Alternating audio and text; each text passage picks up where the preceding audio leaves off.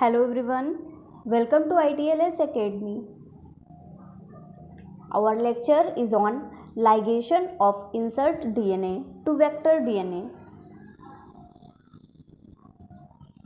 General introduction. Need of ligation arises in recombinant DNA technology at the time when the desired trait or gene is cut from the donor gene and pasted to the carrying vector. Thus formed recombinant DNA is transferred into the host organism, which has to be modified genetically. The process of genetic engineering is made effective by the action of two enzymes, namely restriction enzyme and ligases.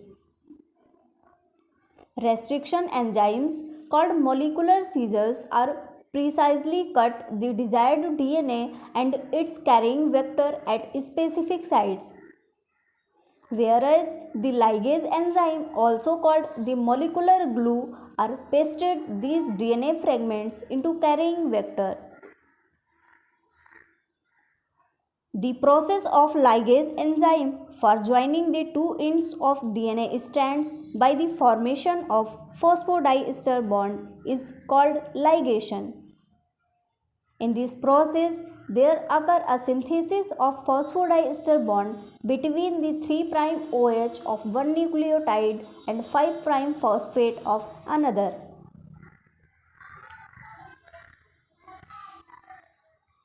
Ligation is the final step in the construction of a recombinant plasmid, is connecting the insert DNA into a compatible digested vector backbone.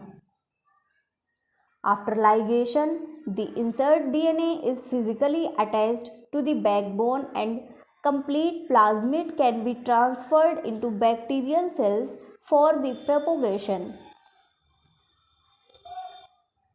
The majority of the ligation reactions involve DNA fragments that have been generated by the restriction enzyme digestion.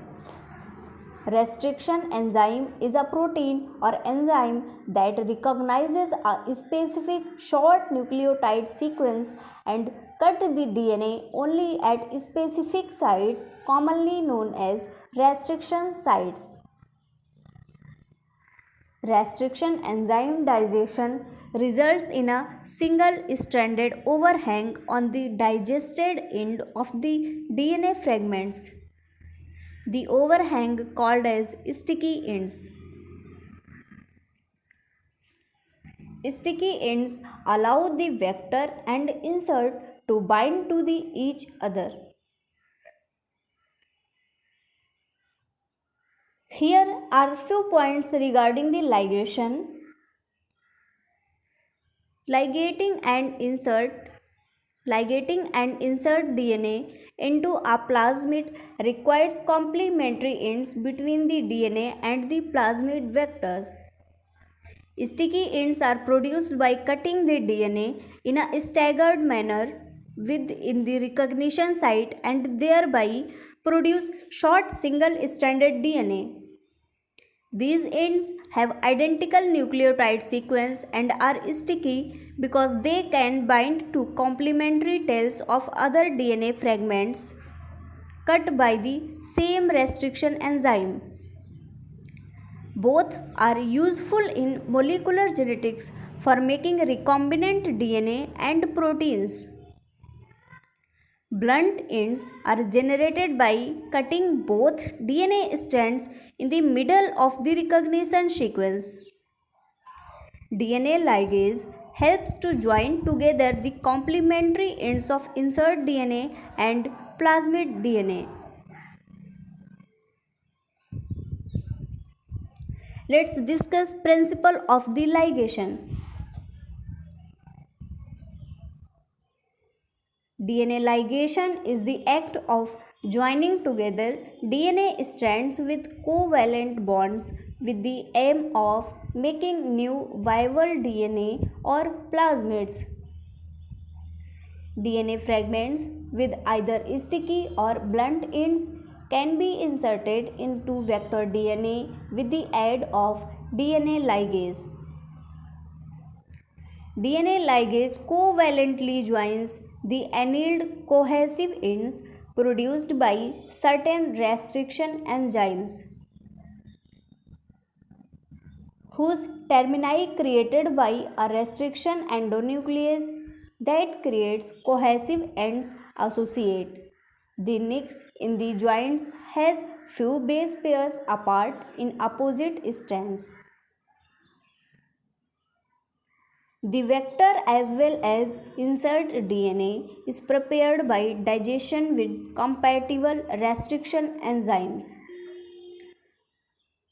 When setting up ligation, it is important to consider the pre-mutations that can occur and bias the relative concentration of DNA accordingly.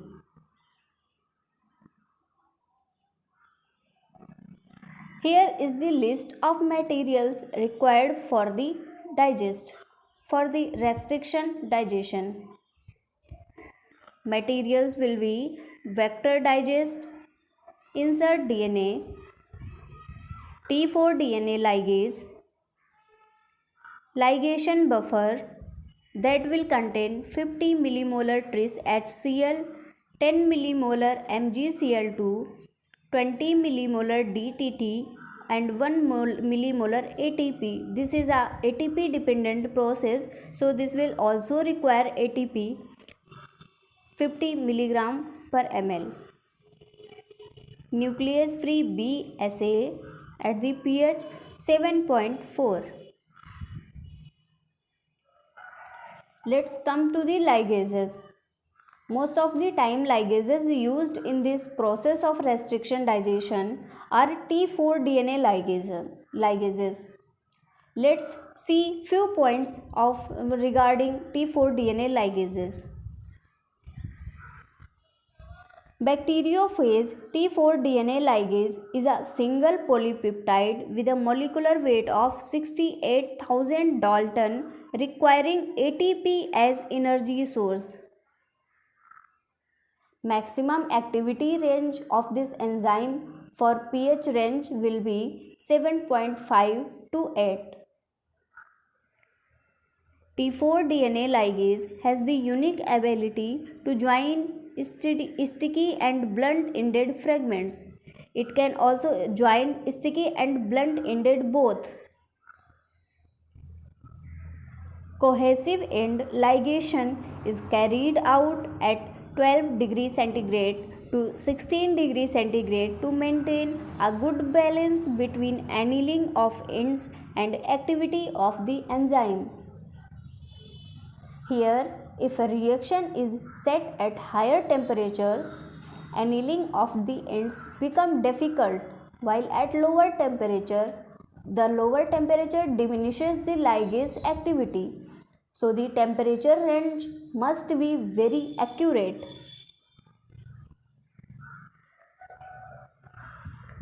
Here comes the procedure of ligation. The first step will be set up ligation in 0.5 milliliter microfuse tube as follows. Vitrologist, insert DNA and verify. Next step will be ligation buffer, add ligation buffer in the mixture. Next, add ligases in the mixture. Mix well by flicking the tube. Spin briefly in a microfuse to push all the liquid to the bottom of the tube. Incubate at 16 degrees centigrade overnight. Now stop the reaction by placing it at 70 degrees centigrade for at least 10 minutes. Run an aliquot on a mini gel and verify. Here is the picture shown of the restriction ligation. In this picture, you can see and understand the actual scenario of ligation. First of all, we will cut the gene of interest by the use of restriction enzymes. Now gene of interest will be ligated with the host DNA. It will be transferred in host DNA, and by the use of DNA ligase it will be ligated in vector. Here you can see the bacterial cell containing the DNA, that is recombinant DNA, or we can say the DNA that we have ligated, or the ligated DNA. Here are some tips for the doing the procedure of ligation. When doing ligation, you should always do a vector alone plus ligase control. This will allow you to verify that the vector was completely digested, and if phosphatase is treated, that the phosphatase treatment worked. The ligation buffer supplied by the vector along with the enzyme usually contain ATP. One should very clear this, and in case there is not ATP or if the buffer is old, it should be supplemented with ATP. In case the ends are sticky and there is a 4 base overhang, the 16 degree centigrade is optimum temperature. In case of a 2 base overhang and blunt ends, the optimum temperature is 12 degrees centigrade and 4 degrees centigrade respectively. So we can say that according to overhangs generated by the restriction enzymes, there is a variation in temperature.